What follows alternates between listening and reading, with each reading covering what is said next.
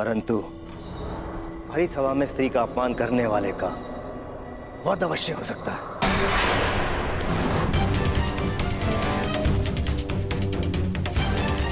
मेरी प्रजा तुम्हारी दास नहीं, तुम्हारा उन पर कोई अधिकार नहीं। सरंदरी को छूने का प्रयास भी मत करना।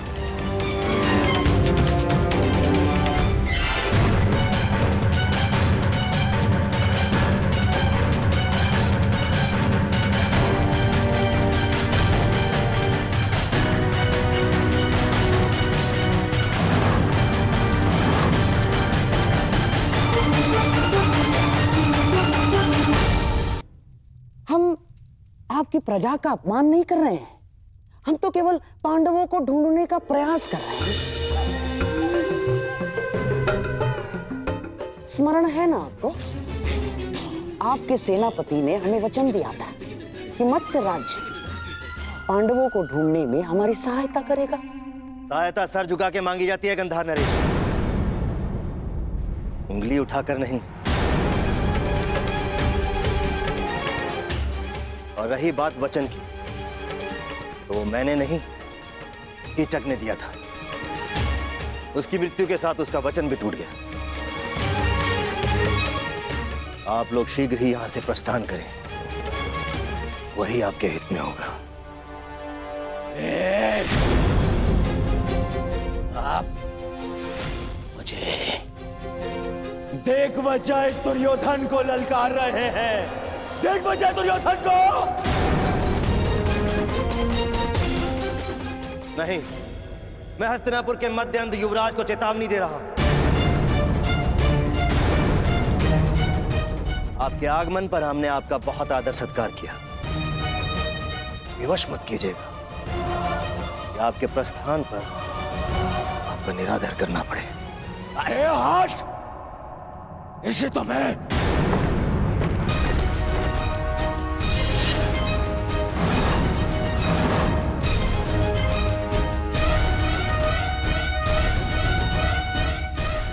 एक पग भी और आगे बढ़ाया तो मेरे सैनिक प्रहार करने के लिए स्वतंत्र होंगे।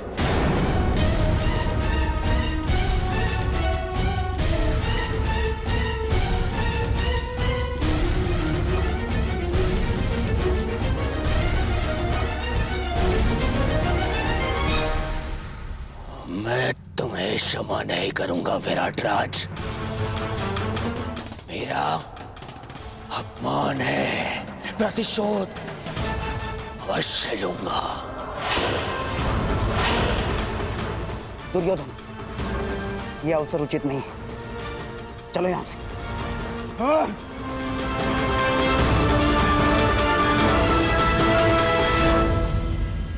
इस विराट राज्य की कृपा से कब तक बच पाओगे नपुंसक पांडवों?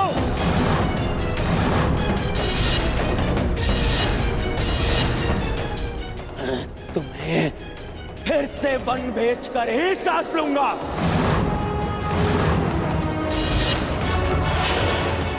और तुम पांचाली, तुम्हारा दर्प एक बार फिर तोड़ेगा यह दुर्योधन।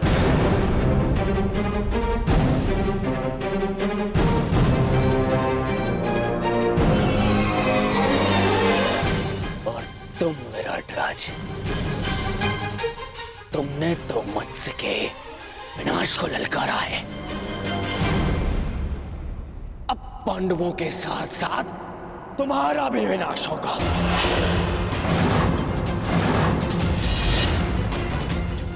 मेरे प्रतिशोध की अग्नि से तुम्हारे राज्य का हर एक घर राख हो जाएगा।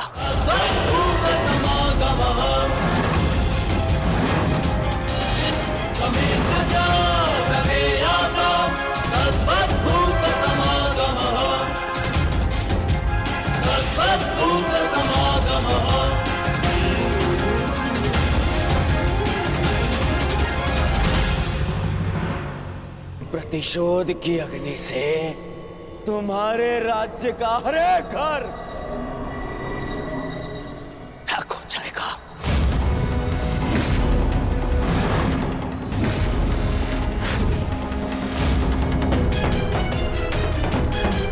दुर्योधन शांत, चलो यहां से।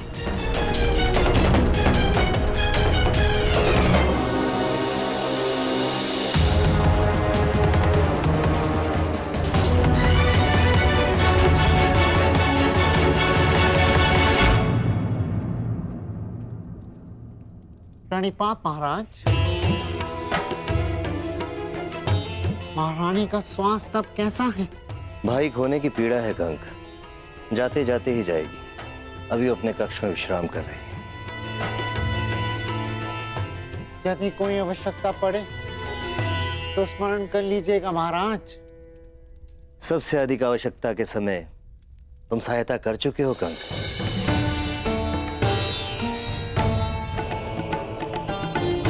तुमने ठीक ही कहा था, मैं कीचक के नहीं संशय के दबाव में था। एक राजा और एक पिता को उसका कर्तव्य स्मरण कराने के लिए धन्यवाद कंक। मुझे मेरा खोया हुआ आत्मविश्वास लौटाने के लिए धन्यवाद। क्षमा कीजिएगा महाराज, समय सावधान रहने का है। हस्तिनापुर युवराज की ललकार को मत भूलिएगा, क्योंकि मत्स्य का वो सेनापति मारा जा चुका है जिसके भय के कारण विराट नगर की सीमाएं सुरक्षित थी। कुरु सेना किसी भी क्षण आक्रमण कर सकती है महाराज, किसी भी क्षण।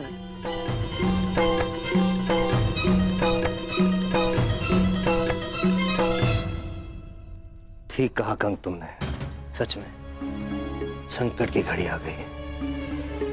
मैं आसक्त हूं और कुमार उत्तर तो अभी स्वयं बालक है। इस संकट की घड़ी में तुम्हें कोई मार्ग दिखाओ।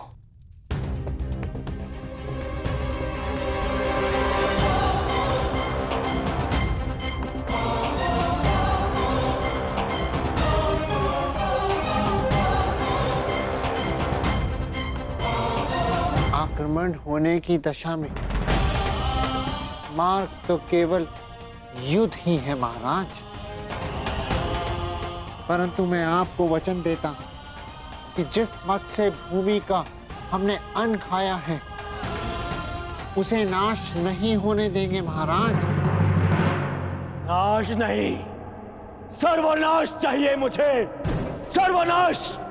उस मत्स्य राज्य का सर्वनाश चाहिए मुझे। उसने मेरा, दुर्योधन का अपमान किया है, दुर्योधन का।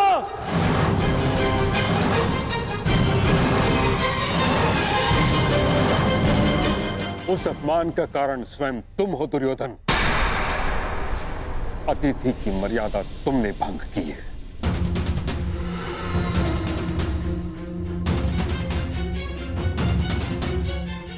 मैं कुछ भंग करना चाहता था तो वो केवल उन पांडवों का अज्ञातवास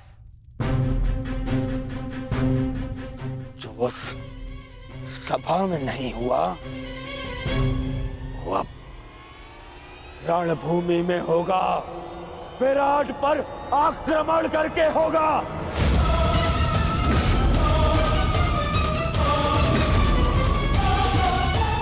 मूर्खता से पूर्ण प्रलाप बंद करो दुर्योधन।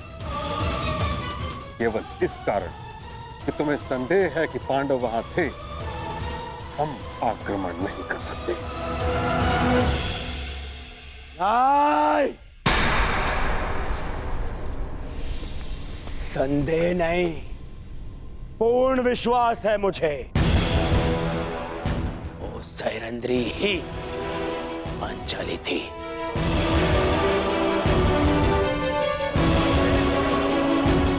अब मामाश्री से पूछ लीजिए, गण से पूछ लीजिए, वो भी वहां उपस्थित थे।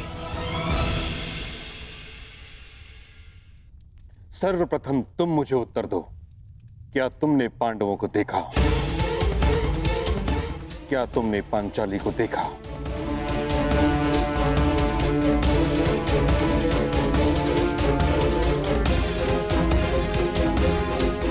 मैं बस देखने ही वाला था।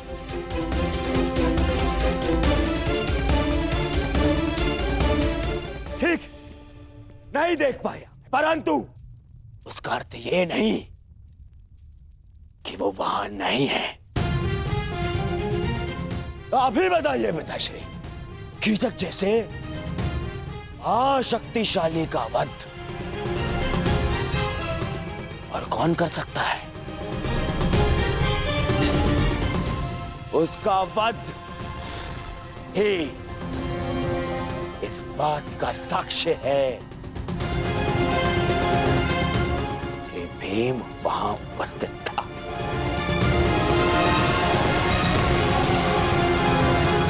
मैं दुर्योधन की इस बात से सहमत हूं ताश्री।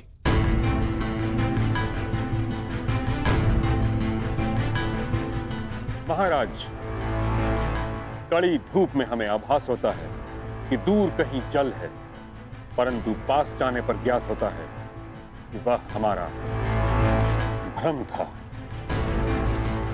वह मृग तृष्णा थी। दुर्योधन भी मृग तृष्णा का रोगी है।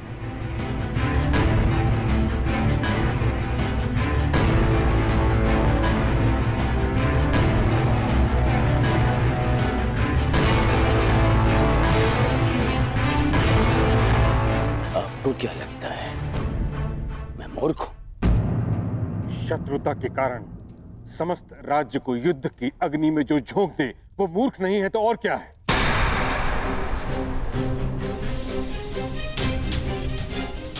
कितनी बार तुम्हें समझाने का प्रयास किया है, परंतु तुम समझने को तैयार ही नहीं हो।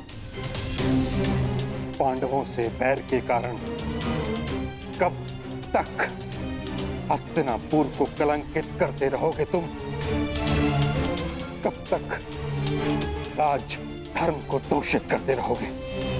अपने संदेह के निवारण के लिए सहस्त्र सैनिकों के प्राण दांव पर लगा रहे हो। प्राण के लिए सहस्त्र सैनिकों के प्राण दांव पर लगा रहे हो। क्षमा कीजिएगा महामहिम,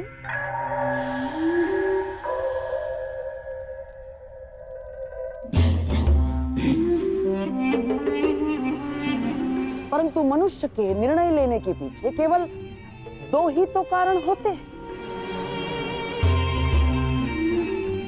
एक विश्वास और दूसरा संदेह। आपको संदेह था महाराज धृतराष्ट्र की योग्यता पर, इसीलिए आपने महाराज धृतराष्ट्र के भाई महाराज पांडु को राजा बना दिया।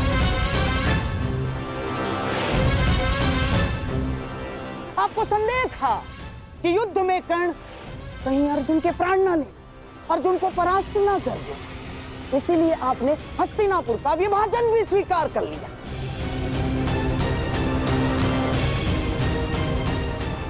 आपको संदेह था कि द्यूत सभा में आपके प्यारे पांडवों के साथ कोई छल न हो जाए, इसीलिए आपने नियम बनाए। और इस समय भी आपको संदेह ही है कि कहीं मेरा प्यारा दुर्योधन आपके प्रिय पांडवों को खोज ना ले और फिर से उन्हें वनवास न जाना पड़े। महामहिम, बस करिए गंधार राज।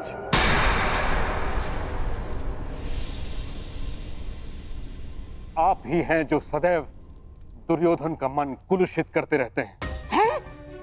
कभी समझाया है आपने इसे कि एक सैनिक जब मृत्यु को प्राप्त हो जाता है तो कैसे उसका परिवार धीरे धीरे वर्षों तक मरता रहता है?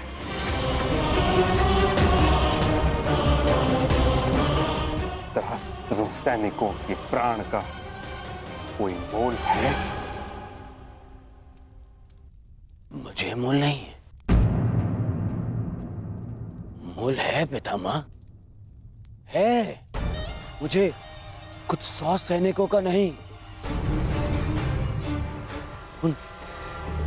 उन लाखों सैनिकों के प्राण का मोल है। यदि ये युद्ध नहीं हुआ तो पांडव प्रस्तुत होंगे और फिर महायुद्ध होगा। ऐसा महायुद्ध जिसमें लाखों सैनिक अपने प्राण गंवाएंगे, फिर लाखों परिवार थोड़ा थोड़ा करके हर दिन मरते रहेंगे।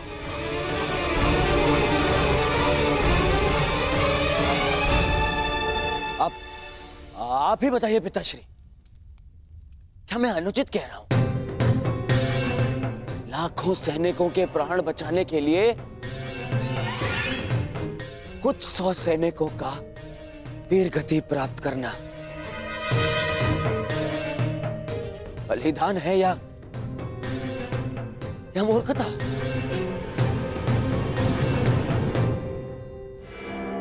मैं तो कहता हूं कि विराट पर आक्रमण करके पांडवों का अज्ञातवास भंग करना ही नीति है।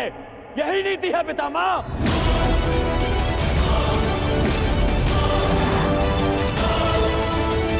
पुत्र दुर्योधन, विचार करो, पांडव तुम्हारे साथ कैसे युद्ध करेंगे? द्वारका सहित आधा भारत तुम्हारी संधि में है और शेष पर तुम दिग्विजय प्राप्त कर चुके हो। संधियां तो टूटने के लिए ही होती है पितामह। पांडवों के वो मित्र जिन्होंने मेरे भाई से मुझसे संधि की है, वही उनके सामने आते ही मुझसे संधि तोड़ देंगे। परंतु आपको क्या, आपने तो सदा पांडवों का ही समर्थन किया है। आज भी जब मैं उन पांडवों से हस्तिनापुर की सुरक्षा का प्रयास कर रहा हूं, आज भी आप उन्हीं का समर्थन कर रहे हैं।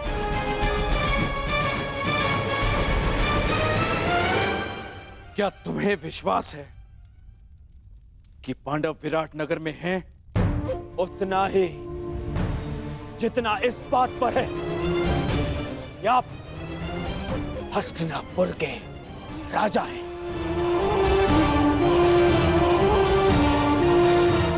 और पितामह भीष्म हस्तिनापुर का हित चाहते हैं। पिताश्री, यदि पांडवों का अज्ञातवास पूर्ण हो गया तो वो अवश्य युद्ध करेंगे।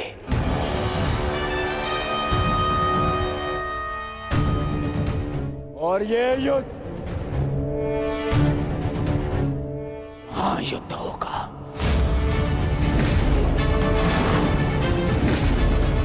महाभारत होगा, जिसमें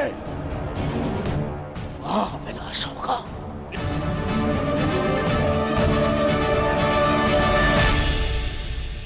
नहीं, मैं ऐसा नहीं होने दूंगा।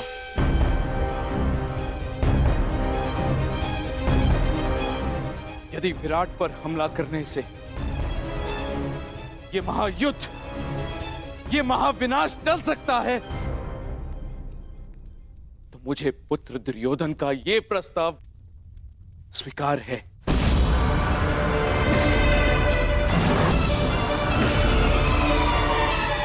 परंतु ये हस्तिनापुर के राजा का आदेश है। हस्तिनापुर विराट पर आक्रमण करेगा।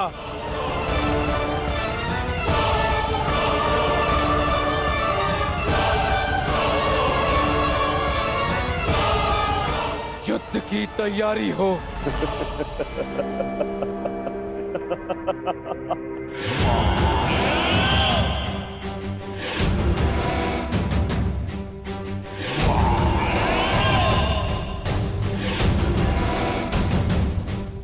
समय आ गया है मित्र। अर्जुन से तुम्हारा अधूरा द्वंद्व अब पूर्ण होगा।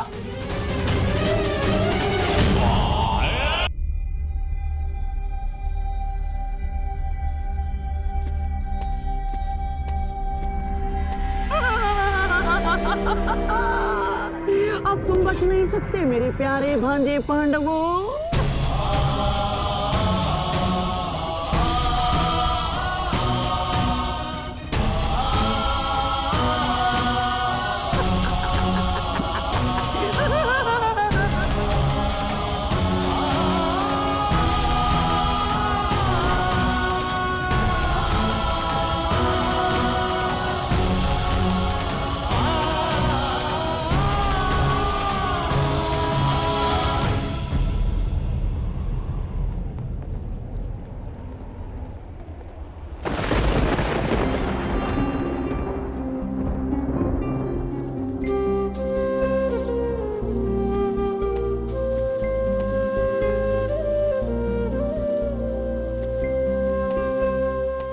आशीर्वाद माताश्री।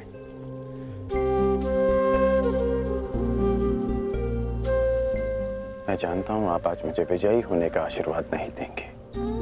मैं आज कुछ देने नहीं, स्मरण दिलाने आई हूं।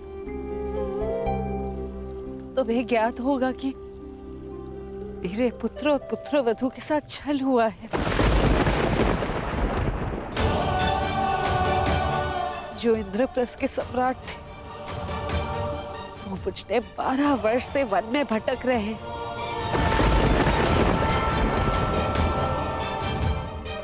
और कुछ ही दिन बचे उनकी स्वतंत्रता में, और उनके साथ फिर से छल होने जा रहा है। हस्तिनापुर से इतनी बड़ी सेना उनकी वृत्त प्रयाण कर रही है। उनकी आत्मा रक्षा के लिए उनके पास एक भी सैनिक नहीं।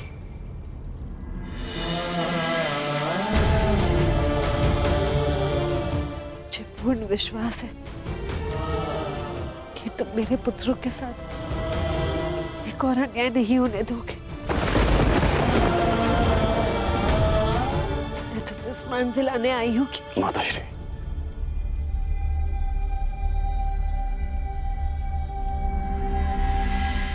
कर्ण को अपना हर वचन स्मरण है।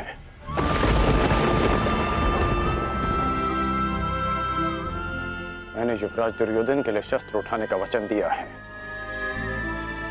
तो युद्ध तो मैं अवश्य करूंगा।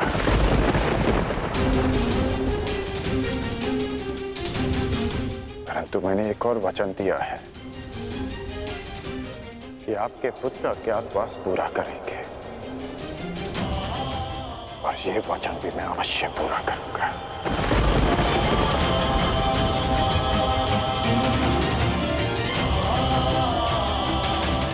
आज्ञा दीजिए माताश्री।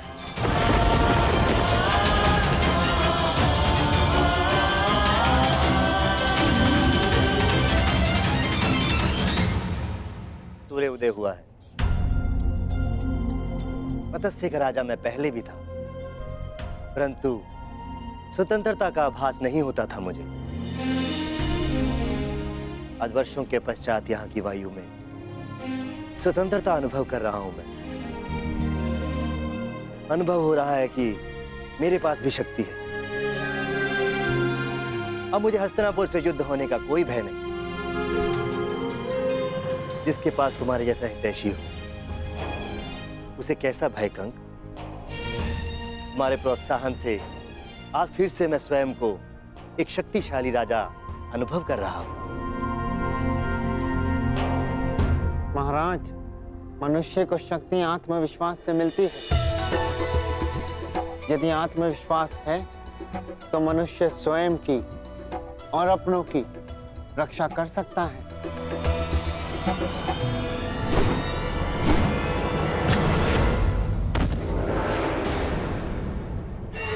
सावधान, आक्रमण हुआ है। तुम्हारा भाई उचित था कंक। प्रतीत होता है कि हस्तिनापुर ने आक्रमण कर दिया।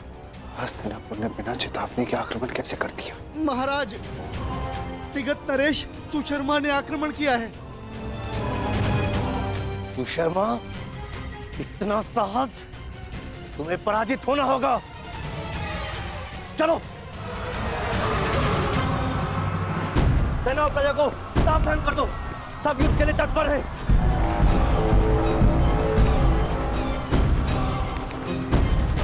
ये जानते हुए भी हिम्मत से दुर्योधन का मित्र राज्य है, सुशर्मा ने आक्रमण का साहस किया।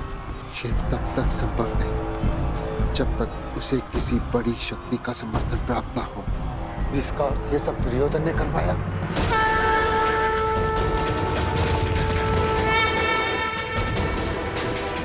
दुर्योधन! युवराज, सतर्क ध्वनि का स्वर सुन रहे हैं आप? हमें उन्हें बताना होगा कि हम मत्स्य पर आक्रमण करने नहीं आए। हमें केवल पांडव चाहिए।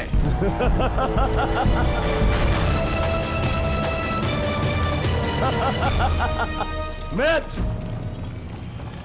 उनका सतर्क होना स्वाभाविक है, क्योंकि विराट पर आक्रमण हो चुका है।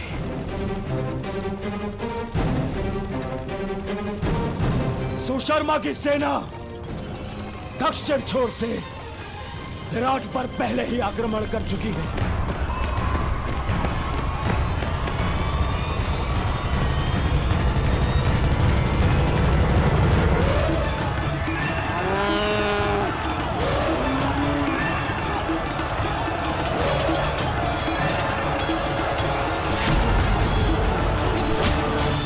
इस योजना के विषय में हमें बताना तुमने उचित नहीं समझा दुर्योधन। मैं हस्तिनापुर का युवराज हूं। मुझे अपनी हर एक योजना सबको बताने की आवश्यकता नहीं है। आज पांडवों के अज्ञातवास का अंतिम दिवस है। विराट नगर के दक्षिण द्वार पर सुशर्मा ने आक्रमण किया है।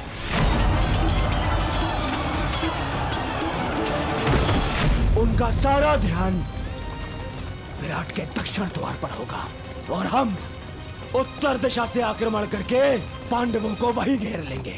ये नीति के विरुद्ध है। जो राज्य पहले से ही युद्ध में व्यस्त हो उस पे इस प्रकार आक्रमण करना छल है। ये छल नहीं है, क्योंकि सुशर्मा हस्तिनापुर का ही सहयोगी है। मुझे किसी भी मूल्य पर उन पांडवों को सूर्यास्त से पूर्व पकड़ना है।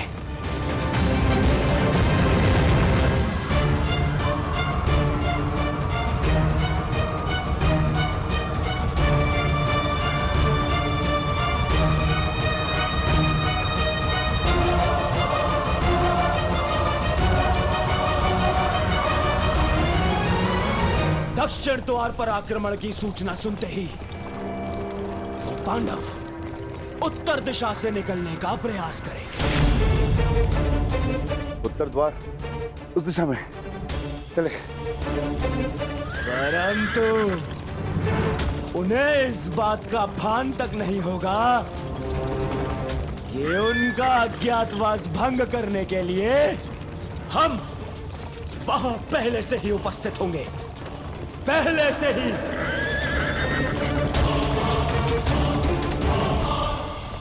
दुर्योधन अपने साथी, महारथी और सेनापति को इस प्रकार योजना से अवगत न रखना असम्मान माना जाता है और इस प्रकार से छल करके आक्रमण करना अधर्म। मैं आपको साथ केवल इसलिए लाया हूं पितामह, ताकि आप सब इस बात के साक्षी हो सके कि मैंने पांडवों का अज्ञातवास धर्म सम्मत भंग किया है।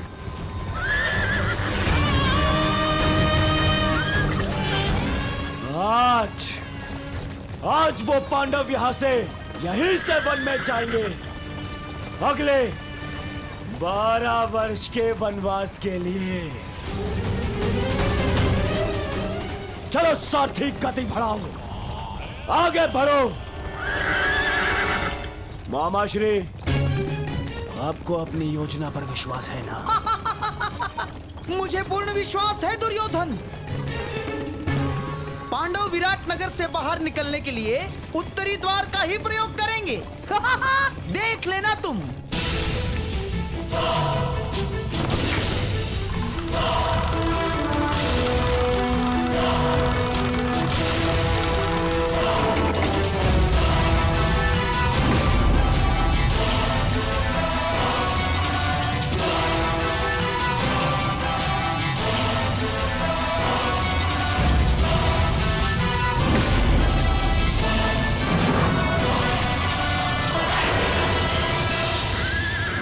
गति बढ़ाओ साथी, आगे बढ़ो।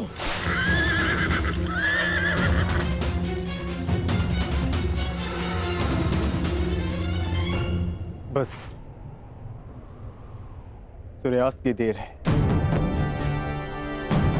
उसके पश्चात हमारा अज्ञातवास संपन्न। ज्येष्ठ शीघ्र ही यहाँ पहुंचते होंगे, उसके पश्चात हम यहाँ से निकल जाएंगे।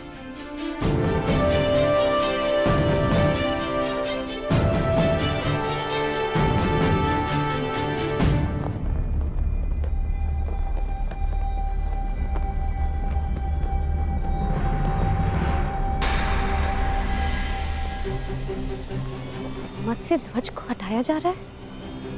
हमें शीघ्र ही यहाँ से प्रस्थान करना होगा। नहीं,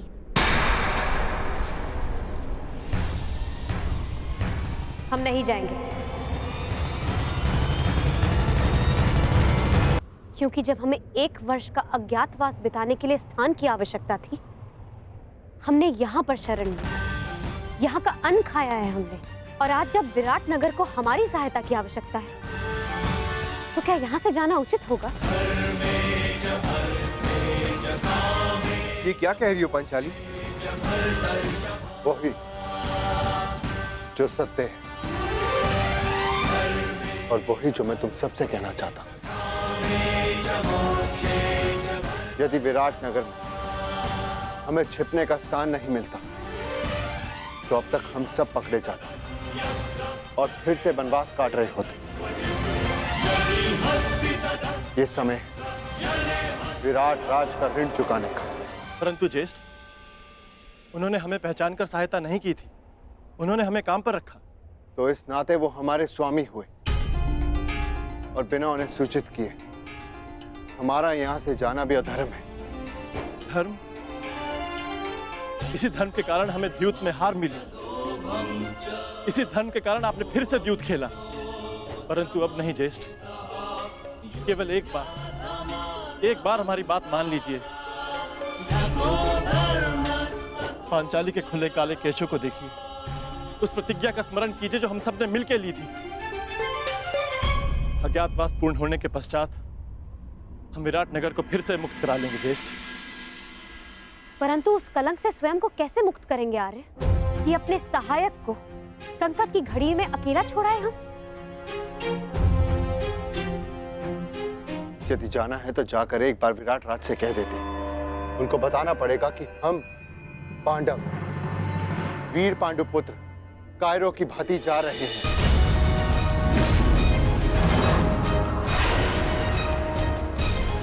ज्येष्ठ भ्राता श्री सही कह रहे हैं सहदेव। यही समय है, अपने शस्त्रों पर आई धूल हटा ली जाए।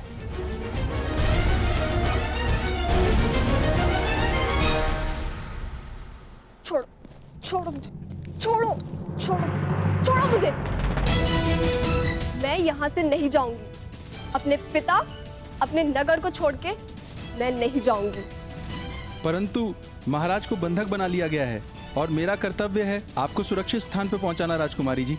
और मेरा कर्तव्य अपनी जन्मभूमि, अपने नगर की रक्षा करना है।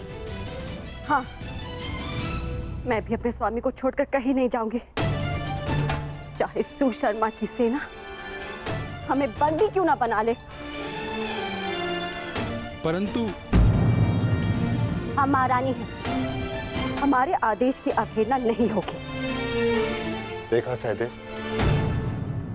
एक बालिका युद्ध के लिए प्रस्तुत है, एक महारानी अपने बलिदान के लिए तत्पर है, और हम यदि योद्धा होकर भी उनका साथ न दे पाए तो भले ही हम इंद्रप्रस्थ पालें, परंतु कभी भी अपनी आंखों में देख पाने का साहस नहीं कर पाएंगे। आप उचित कहते हैं ज्येष्ठ। अब चाहे 12 वर्ष वनवास में और क्यों न रहना पड़े, हम यहां से नहीं जाएंगे।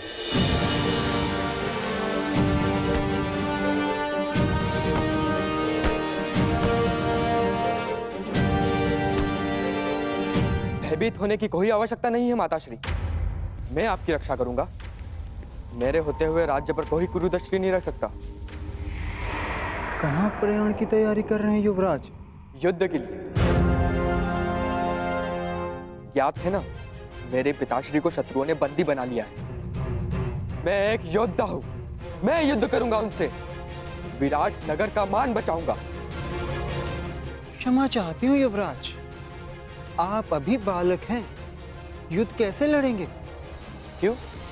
संकट के समय में राज्य की रक्षा करना तो युवराज का धर्म है। मेरे पिता मत्स्य राज अभी संकट में, और पुत्र और युवराज होने के नाते ये मेरा कर्तव्य है।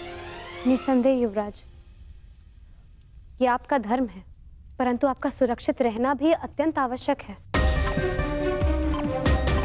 और सेना की एक टुकड़ी महाराज की रक्षा के लिए भेजी जा चुकी है। सेना नहीं, योद्धा की आवश्यकता है। मैं युद्ध करूंगा उनसे। माताश्री, आप ही मुझे बताइए, क्या मेरा जाना अनुचित है? हमारे राज्य पर आक्रमण हुआ और हम ऐसे ही बैठे रह सकते हैं? तुम उचित कह रहे हो पुत्र, परंतु महारानी की जय हो। नगर के उत्तरी छोर से भी शत्रुओं ने आक्रमण कर दिया है।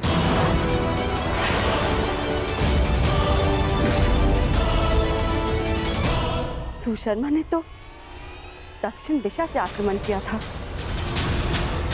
उत्तर से किसने आक्रमण कर दिया?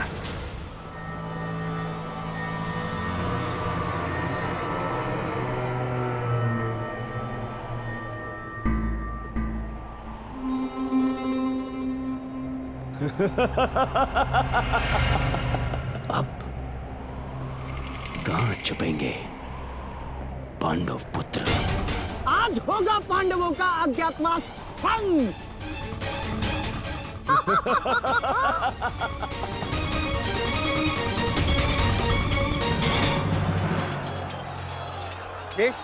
ये तो मवेशी को ले आ रहे हैं। विराट की संपत्ति की रक्षा करना भी हमारा कर्तव्य है। आज्ञा दीजिए ज्येष्ठ।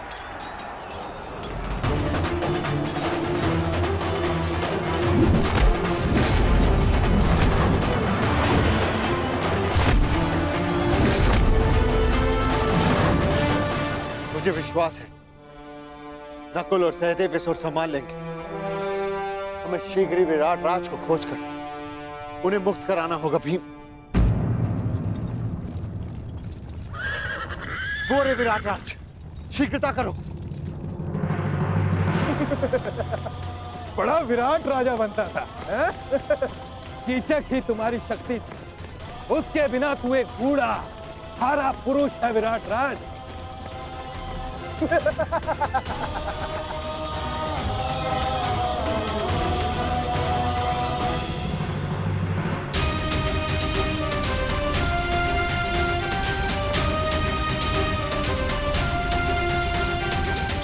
उत्तर ने अपने पिता को इस अवस्था में नहीं देखा। यह श्रेयस्कर हुआ। परंतु सुशर्मा के पुत्र उसे जिस अवस्था में देखेंगे भूल नहीं पाएंगे, क्योंकि मैं सुशर्मा के प्राण ले लूंगा। सावधान भीम, संभल कर प्रहार करना। तुम्हारी शक्ति से तुम्हारी पहचान हो सकती है। संभल कर।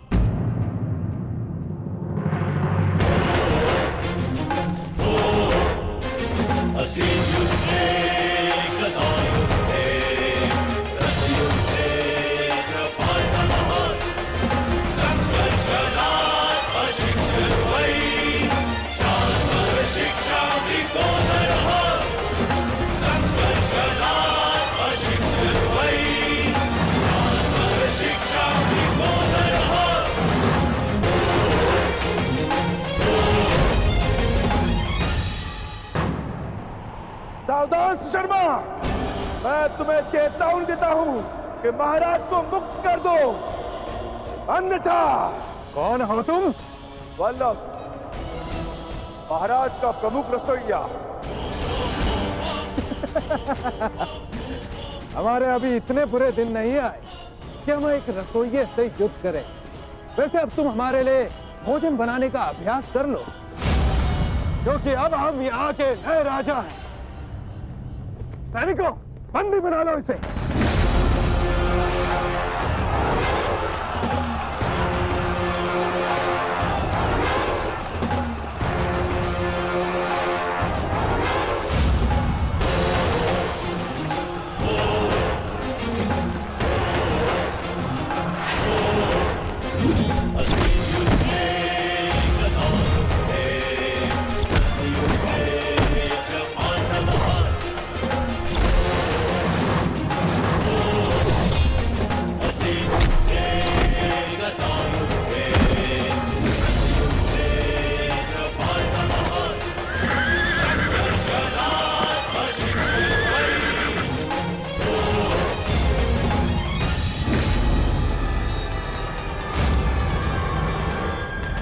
हे ईश्वर, दुर्योधन, महाबली भीष्म अंगराज कर्ण जैसे महारथियों का सामना कैसे करेगी हमारी सेना? कैसे करेगी? युद्ध का वास्तविक आनंद तो महारथियों के साथ लड़ने में ही आता है माताश्री। अब आएगा युद्ध का आनंद। अब सिद्ध होगा कि आपका पुत्र कितना बलशाली, कितना वीर है। अब आप देखना कैसे मैं महान धनुधारी अर्जुन के भांति अपने बाणों से कौरवों का नाश करता हूं। अत्यंत उत्साही मत बनो पुत्र। क्षमा चाहती हूँ महारानी, परंतु युवराज का कहना उचित है। ये कैसी बात कर रही हो सारंधरी? युवराज अभी बालक है, वो भीष्म और कर्ण जैसे महायोद्धाओं का सामना कैसे कर पाएंगे? कर सकता हूं, परंतु एक समस्या है। एक उत्तम सारथी की आवश्यकता है, अन्यथा उन कौरवों को मैं धूल चटा दूं।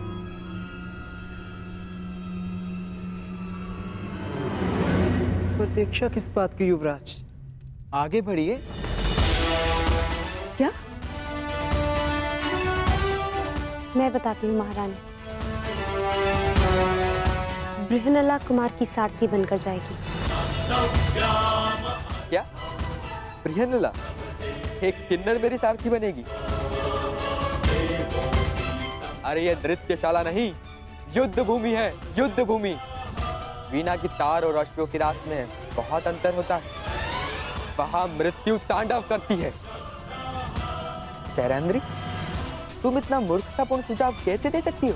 कुमार, आपने महान धनुर्धर अर्जुन का नाम लिया, इसी कारणवश मैंने बृहनला को आपकी सारथी बनाने का सुझाव दिया, क्योंकि एक समय पर बृहनला अर्जुन की सारथी रह चुकी है। क्या? ये अर्जुन के सारथी? विश्वास नहीं होता।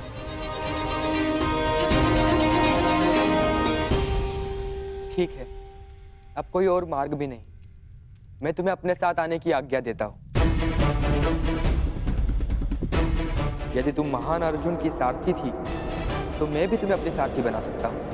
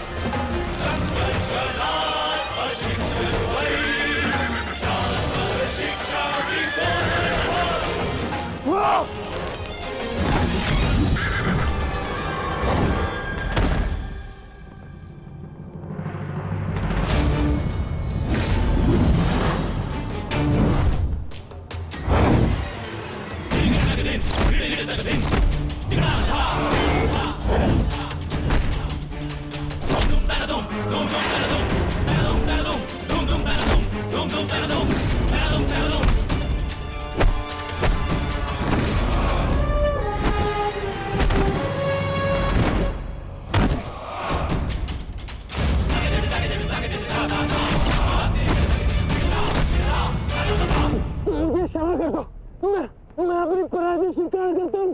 क्षमा कर दो मुझे।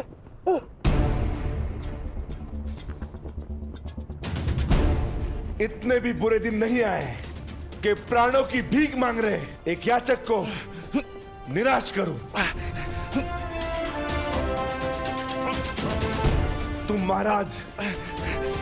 महाराज के दोषी हो। तुम्हारा निर्णय वही करेंगे। क्षमा क्षमा महाराज, मैं अपनी पराजय स्वीकार करता हूँ। आदेश दीजिए महाराज, क्या करना है इस दुष्ट पापी का?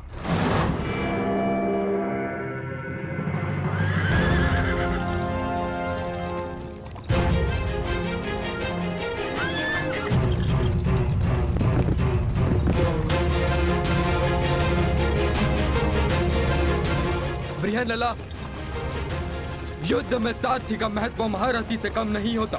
यदि आज तुमने चतुराई से रथ नहीं चलाया, तो मैं अपने पूर्ण कौशल का उपयोग नहीं कर पाऊंगा।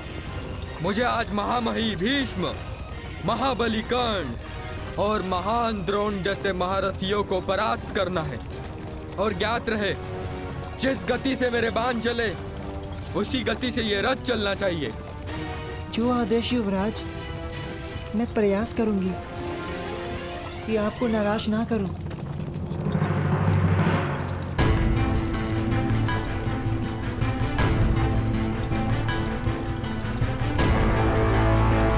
ये सामने क्या है?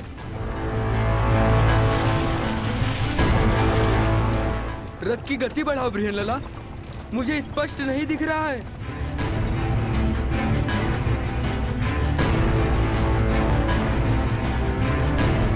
क्या ये कोई चक्रवात है? नहीं युवराज, ये धूल है जो हस्तिनापुर की विशाल सेना के पथ संचालन से उड़ रही है। क्या हस्तिनापुर की सेना इतनी विशाल?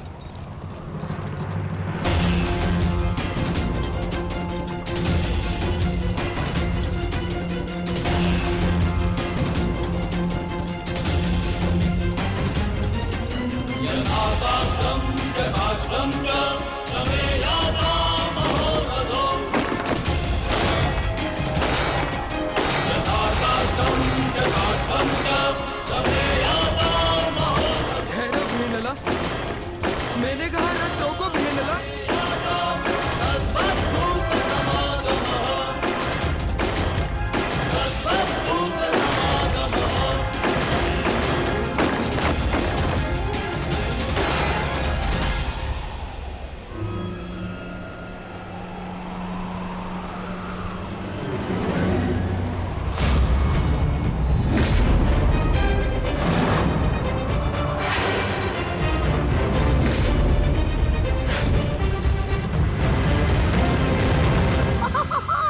मैंने कहा था ना दुर्योधन, ये पांडव उत्तरी दिशा से ही बाहर आएंगे। वो रथ देख रहे हो? कदाचित उसी रथ में छिपकर भाग रहे हैं भगोड़े। आओ!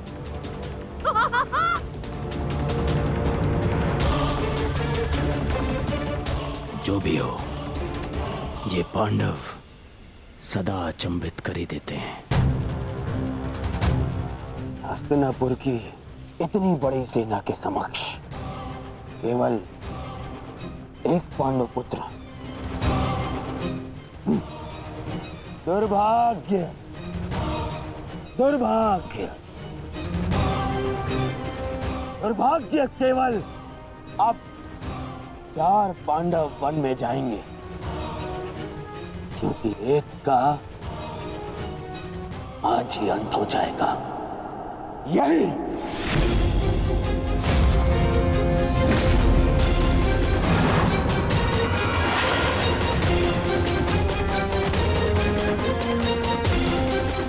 ठहरो सारथी। क्या हुआ युवराज? आपने रोकने के लिए कहा? हाँ, तुम्हें सुनाई नहीं देता? मैंने कहा रथ रोको।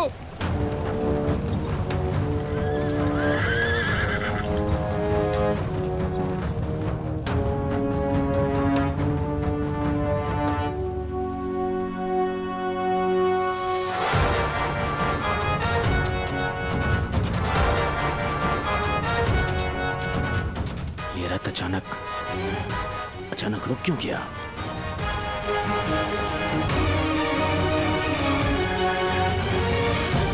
क्या हुआ युवराज? आपने रोका क्यों? शत्रु हमारी प्रतीक्षा कर रहा है। अपने बाणों का स्वाद चखने का सौभाग्य दीजिए उन्हें। तुम मूर्ख हो बृहनलला।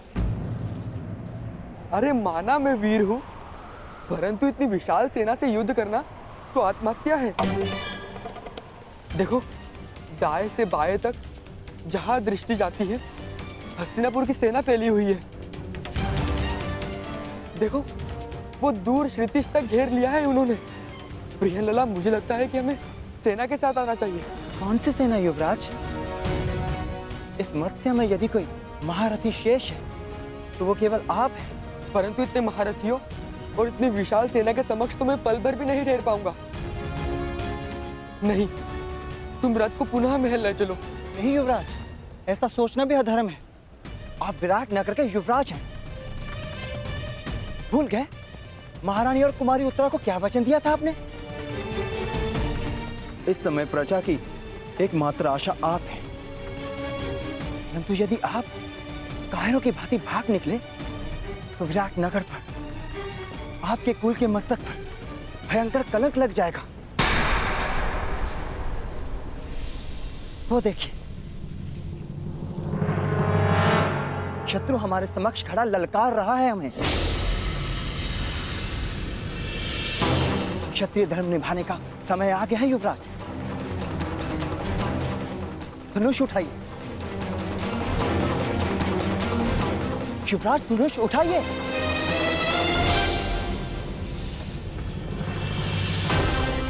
युवराज रुक जाइए, कायरता मत दिखाइए।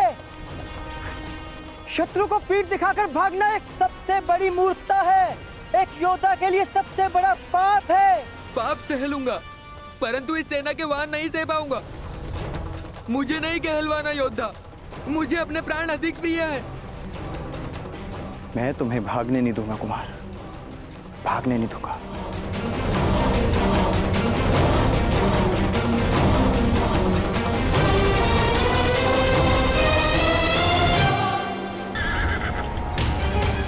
ठहरिए युवराज, मैं कहती हूँ ठहरिए।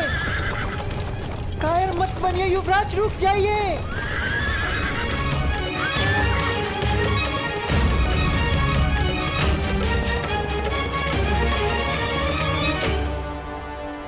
ये कैसे हो सकता है? ये तो वापस लौट रहा है। आमश्री, आपने तो कहा था कि ये योजना सफल होगी। पांडव इसी द्वार से आएंगे, परंतु ये तो उल्टे पांव लौट रहे हैं। नहीं, ये पांडव हो ही नहीं सकते, क्योंकि पांडव अपने शत्रु को पीठ दिखा के नहीं भाग सकते।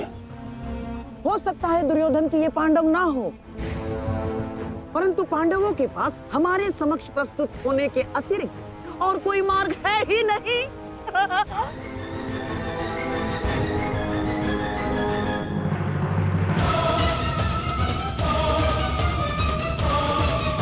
आप भाग नहीं सकते कुमार। कोई और मार्ग नहीं है बृहनलला, मैं इतनी शक्तिशाली सेना से युद्ध नहीं कर सकता। परंतु मेरी दृष्टि में युद्ध के अतिरिक्त कोई मार्ग नहीं।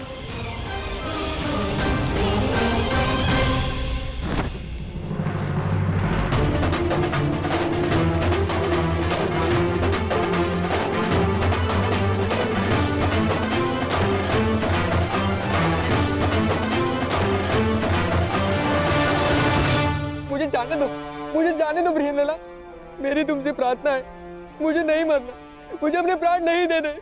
ये समय रोने का नहीं है युवराज। क्या कहा था आपने? आप एक योद्धा हैं, और एक योद्धा मृत्यु का सामना हंसकर करता है, मृत्यु के भय से रोता नहीं। और किस बात से भयभीत हैं आप अकेले नहीं हैं। तुम्हारी मति तो नहीं मारी गई है, अकेले ही तो हूं मैं बृहनलला। देखो चारों, कहाँ है सेना? कौन देगा मेरा साथ? मैं दूंगी आपका साथ। तुम्हारा साथ किस काम का? तुम तो एक किन्नर हो।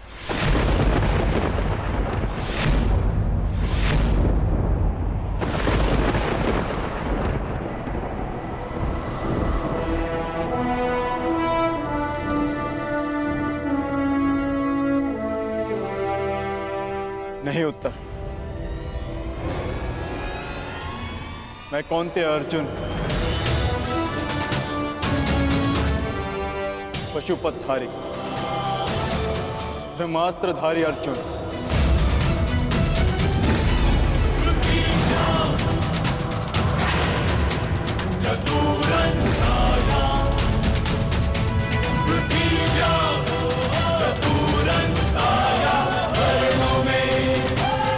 असंभव।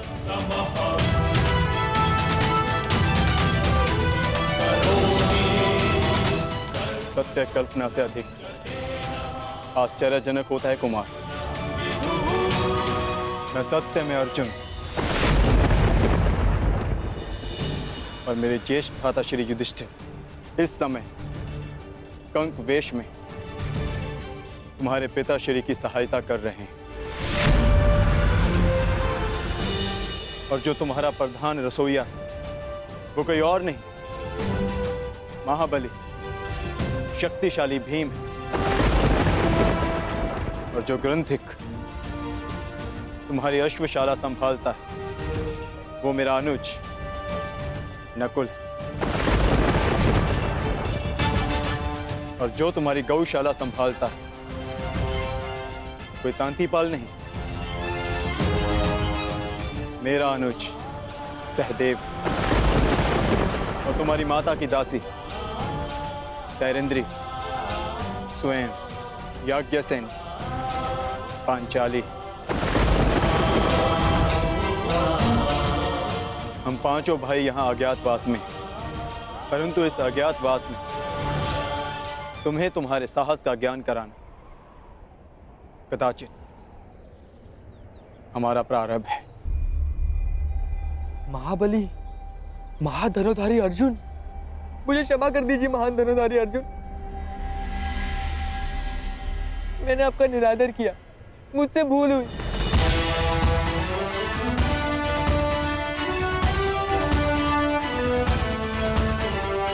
ये तुम्हारी भूल नहीं, हमारी सफलता है जो तुम हमारा वास्तविक रूप पहचान नहीं पाए। परंतु भविष्य में किसी को छोटा समझकर उसका निरादर करना सबसे बड़ी भूल होगी। मनुष्य भिक्षुक हो या राजा, सबसे पहले मनुष्य होता है और हर मनुष्य को सम्मान पाने का अधिकार है। यह मेरा सौभाग्य है कि मुझे आपका साथ मिला। अब मेरे लिए क्या आदेश है? आदेश नहीं, निवेदन है। जिस मत्स्य ने हमें शरण दी उसका आदर बना रहे,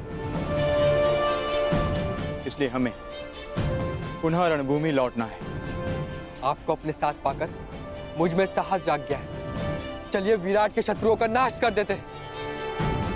निसंदेह, परंतु महाबलियों का सामना करने के लिए हमें कुछ वस्तुओं की आवश्यकता होगी। उस वृक्ष पर लटके श्वेत वस्त्र में हमारी कुछ वस्तुएं